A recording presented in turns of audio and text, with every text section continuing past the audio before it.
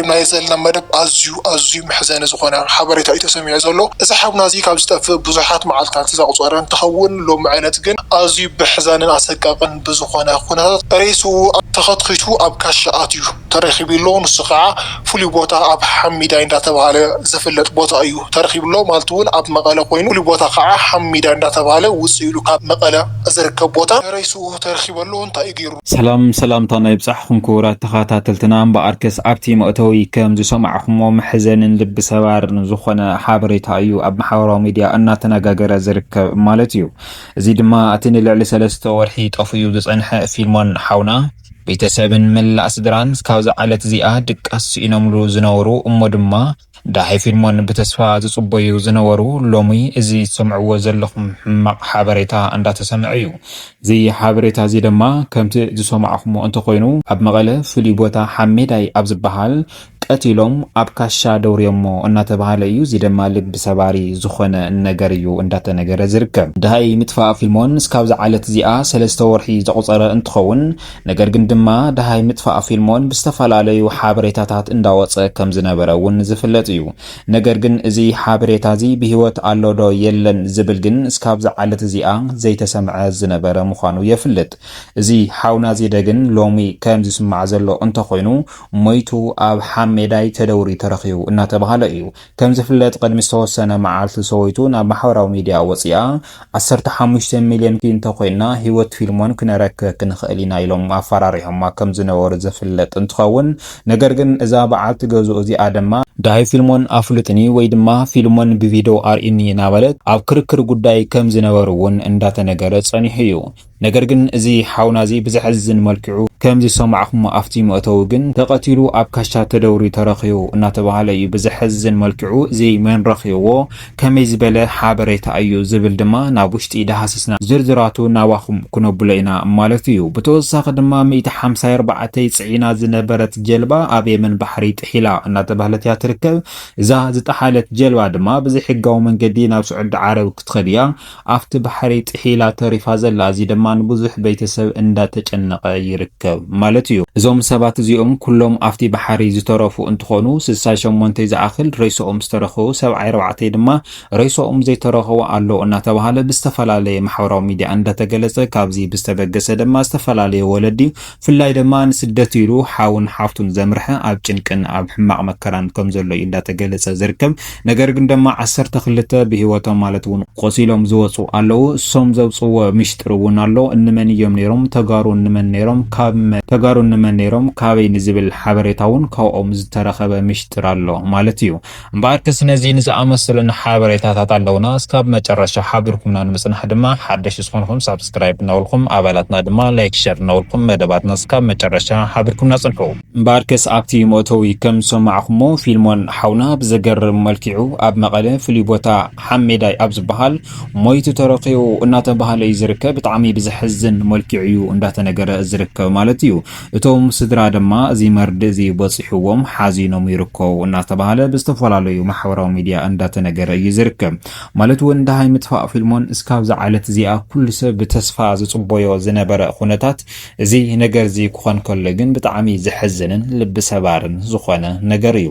ፊልሞን ሓውና ከም ዝፍለጥ ኣብ አዲስ አበባ እናሰርሐ ዝነበረ እንትኸውን ድሕሪ ግዜ ድማ ናብ ትግራይ ኸይዱ ኣብ ትግራይ ጽቡቕ ዝኾነ ስራሓት ፍላይ ድማ በፊልሚ ፕሮዳክሽን በዝብል ስራሓት ዝፍለጥ ጽቡቕ ዝኾነ መንቀሳቓስ ዝነበረ ሓውና እዩ እዚ ሰብ እዚ ድማ ኣብ መቐለ ኮይኑ ፍሉይ ቦታ ዓዲ ሓውሲ ኣብ ዝብል ቦታ ጽቡቕ ስራሓቱ በፊልሚ ፕሮዳክሽን በዝብል ከምኡ ድማ በካሜራ ማለት እውን ፎቶግራፊ ዝሰርሕ ዝነበረ እንትኸውን እዚ ድማ ንሓዳሩ ለጋስ ፎታው ደቁም ስማንም ዝኾነ ርክብ ዘይብሉ ጽቡቕ ስራሓቱ ዝፍለጥ ዝነበረ ምክንያቱ ብዘይተፈለጠ ብነሓሰ ዝተጨወየ እስካብ ዝዓለት እዚኣ ሳልሳይ ወርሑ ኣቁፂሩ ይርከብ እስካብ ዝዓለት እዚኣ ድማ ወለዱን ስድራቤቱን ከምኡ ድማ እታ በዓልቲ ገዝኡን ብተስፋ እናተጸበይዎ ዝነበረ ጽቡቕ ዜና ከዚ ሕማቕ ዜና በጽሕዎም ኣሎ ማለት እዩ ቅድሚ ዝተወሰነ መዓልቲ እታ በዓልቲ ገዝኡ ኣብ ዩኒክ ሚድያ ወፂኣ ሓጉዝኒ እናበለት ዝነበረት እንትኸውን እዚ ሓጉዝኒ ኣባሃላ ድማ ብዝተፈላለየ ስልኪ እንዳተደወለ 15 6 ሚሊዮን ከፈለና ፊልሞን ክነረክበኪ እናተባሃለት ከም ትንገር ይፈራርሕዋ ከም ዝነበሩን ይነግሩዋ ከም ዝነበሩን እንዳተገለጸ ዝጸንሐ እንትኸውን እዛ ሓፍትና እዚኣ ግን ቅድሚ ዝተወሰነ መዓልቲ ናብ ማሕበራዊ ሚድያ ዘይወጻ ኩሉ ምኽንያት እቶም ንፊልሞን ዝሓዝዎ ምሽጥር ምጥፋእ ፊልሞን ተፈሊጡ ኢሎም ከይቐትልዎ ፈሪሐ እየ ናብ ሚድያ ዘይወጻኹ ህዝቢ ግን ልዕሊ ዓቕሚ ኮይኒ ናብ ሚድያ ወጽእ ኣለኹ ስለዚ ድማ ፊልሞን ዝረኽኹም ዋላ ቅርሺ ክንኻፍለኩም ሓደራኹም እናበለት መልእኽቲ ናብ መሓላለፈት ከም ዝነበረት ዝፍለጥ እንትኸውን እዛ ሓፍትና እዚኣ ግን ድሕሪ ኣብታ ኢንተርቪው ማለት እውን ኣብ ሚድያ ወጽኣ ናብ ገዛ ኣብ ዝኸደትሉ እዋን ብዝተፈላለየ ስልኪ እንዳተደወለ የፈራርሕዋን ከምኡ ድማ ፊልሞን ኣሎ ይምሳና ስለዚ ቅርሺ ስደድ እናበሉ ዝተፈላለዩ ሓበሬታታትን ብቻ መደናገሪ ዝኾነ ሓበሬታታት ይዋ ከም ዝነበሩ እዛ ሓፍትና እዚኣ ድማ ጭንቀት ኣብ ልዕሊ ጭንቀት ተደራሪዋ ሕማም ወሲኻ ንዝተፈላለዩ ሰባት ድማ እንዳገረመ ዝነበረ ዛዕባ ጉዳይ ተፈጢሩ ነይሩ እዛ ሓፍትና እዚኣ ግን ናብ ማሕበራዊ ሚድያ ዝወጽትሉ ምኽንያት ሓግዙ ንዳሃይ ፊልሞን ንዋልዳ እምበር ነቶም ዝሓዙ ንኽተቃልዑም ደልያ ኣይኮነቲ ነገር ግን ድሕሪኡ